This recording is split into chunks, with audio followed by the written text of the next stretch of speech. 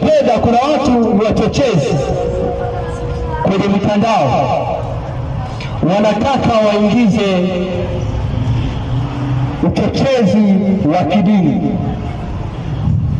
kwamba kundi fulani Waislamu wakae kundi lao, Wakristo wakae kundi lao. Mimi nachoomba, hakuna mtu atakayeweza kutugawa taifa la Tanzania, na nachoomba kwamba tuendelee kumwomba Mungu.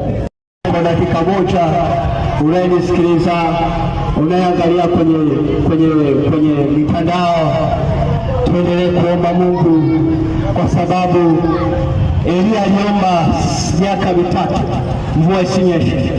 Mtu mmoja tu anaweza kubadilisha historia ya Tanzania. Haitakiwi watu wawe wengi. Andiko linasema katika kitabu cha Ezekieli, Biblia inasema nami nikatafuta mtu. Andiko linasema nikatafuta mtu, hakusema watu.